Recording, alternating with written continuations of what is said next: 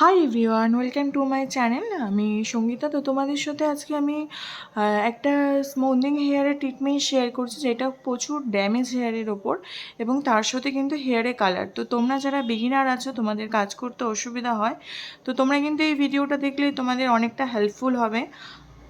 এবং তোমরা যারা আমার চ্যানেলে নতুন আছো, অবশ্যই চ্যানেলটাকে সাবস্ক্রাইব করে রেখো, যাতে তোমাদের জন্য এরকম আরও হেল্পফুল ভিডিও তোমাদের জন্য নিয়ে আসতে পারি। তো স্মুথনিং করার আগে সবার প্রথম আমাদের শ্যাম্পু করাতে হবে।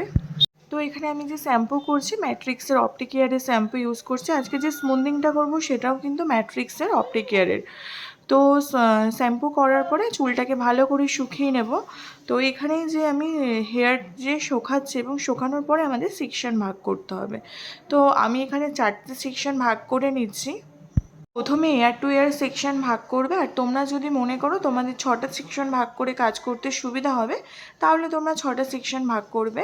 তো এখানে প্রথমে আমি একবার হেয়ারটাকে স্ট্রেট করে নেব, যাতে ক্রিমের অ্যাপ্লিকেশানটা ভালো হয়, এতে করে আমাদের স্মুথনিংয়ের রেজাল্টটা আরও ভালো আসবে। তো এখানে আমি হালকা স্ট্রেট করছি। এখানে আমাদের খুব ভালো করে স্ট্রেট না করলেও চলবে। আর টেম্পারেচারটা আমরা এখানে 150 থেকে 180 দিয়ে আমরা করব। এখানে আমাদের হাই টেম্পারেচার দরকার নেই, যেহেতু এখানে কালার হেয়ার আছে, আমাদের সব কিছু বুঝে কাজ করতে হবে।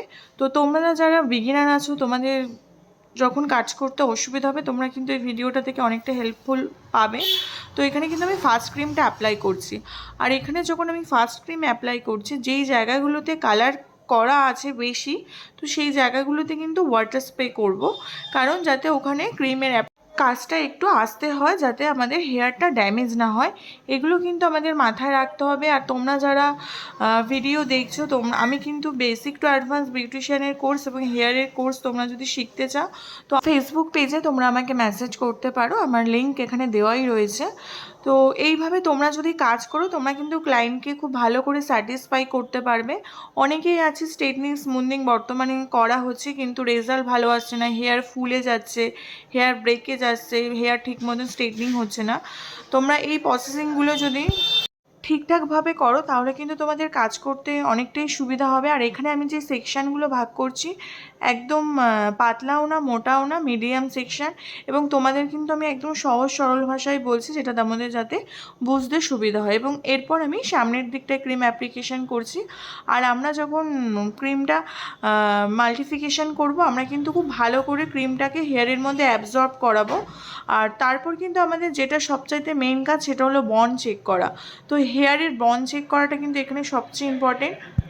তোমরা অনেকেই আছো বন্ড কীভাবে চেক করতে হয় জানো না, এমনকি তোমরা টাইমিং দিয়ে তোমরা স্মুথনিং করো। সবার পক্ষে কিন্তু একই ভাবে টাইমিংটা হয় না। এখানে কিন্তু আমার ফার্স্ট ক্রিমের ওয়াশ করা হয়ে গেছে, দেন আবার কিন্তু আমরা হেয়ারটাকে শোকাচ্ছি ফার্স্ট ক্রিমের পর। এটা হচ্ছে অ্যাপ্লিকেশনের রেজাল্ট। তো ফার্স্ট ক্রিমটা আমাদের স্ট্রেটনিংটাকে কিন্তু 40 to 50% হেয়ারে একটা স্ট্রেট লুক আসে। তো এবং এরপর আমরা এটাকে পুরো প্রসেসিংটাকে লক করার জন্য কিন্তু আমরা পরে নিউট্রিলাইজার ইউজ করব। তো এখানে কিন্তু আমার ফাইনাল স্টেট চলছে। তোমরা যখন ফাইনাল স্টেট করবে, তখন কিন্তু টেম্পারেচার 200 থেকে 230 মধ্যে রাখবে। ওটা কিন্তু হেয়ার অ্যাকর্ডিং, সবার হেয়ারে যে আমরা হাই হিট দেব এরকম নয়, আমরা হেয়ার বুঝে আমরা কাজ করব। সেক্ষেত্রে আমাদের কাজটাও ভালো হবে এবং ক্লায়েন্টের রেজাল্টটাও ভালো আসবে। এই কারণে আমরা কিন্তু সবার হেয়ারে একদম বেশি হিট দেব না। তোমাদের যদি কিছু বুঝতে বা শিখতে অসুবিধা হয়, তোমরা কিন্তু অবশ্যই আমাকে কমেন্ট করে জানাতে পারো। তো আর তোমাদের জন্য কেমন টাইপের ভিডিও আনলে তোমাদের হেল্পফুল হবে, তোমরা সেগুলো আমাকে কমেন্ট করে জানাতে পারো। তো এইভাবেই এখানে কিন্তু আমি এখন সেকেন্ড ক্রিম, যেটা আমাদের নিউট্রিলাইজার, যেটা আমাদের পুরো প্রসেসিংটাকে আমরা এতক্ষণ ধরে যে কাজটা করলাম সেটাকে লক করবে। তো এখানে নিউট্রিলাইজার কিন্তু তোমরা অনেকেই, আমি শুনেছি নিউট্রিলাইজার লাগিয়ে অনেকক্ষণ রেখে দাও। নিউট্রিলাইজার মিনিমাম কিন্তু আমাদের 20 থেকে 25 মিনিট রাখলেই হয়ে যায়।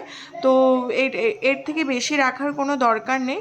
আর নিউট্রিলাইজার যখন আমরা লাগাবো, হেয়ারটাকে কিন্তু একদম বরাবর স্ট্রেটভাবে রাখবো। এখন কিন্তু আমি আমার হেয়ারটাকে ওয়াশ করছি, এবং ওয়াশ করার পরে মাস্ক লাগিয়ে 5 মিনিট ছেড়ে দেবে, যাতে আমাদের হেয়ারটার মধ্যে কোনো রাফ ভাব না থাকে। তোমরা এখন দেখো আমাদের কিন্তু মোটামুটি ফাইনাল রেজাল্ট চলে এসেছে, হেয়ার প্রায় শুকিয়ে গেছে। এখনই হেয়ারের শাইনটা, তোমরা হেয়ারটা কতটা রাফ ছিল সেই জায়গাটা কিন্তু হেয়ারটা প্রচুর শাইন করছে এবং কালারে কিন্তু কোনো রকম সমস্যা হয়নি। তোমরা যদি এই প্রসেসিংগুলোতে কাজ করো অবশ্যই তোমাদের কাজও ভালো হবে। আর এর থেকেও বেশি করে আমাদের অনেকটা প্র্যাকটিস করার দরকার, কারণ আমরা যখনই কোনো জিনিস বেশি করে প্র্যাকটিস করব সেটা কিন্তু আমাদের আরও ইজি হয়।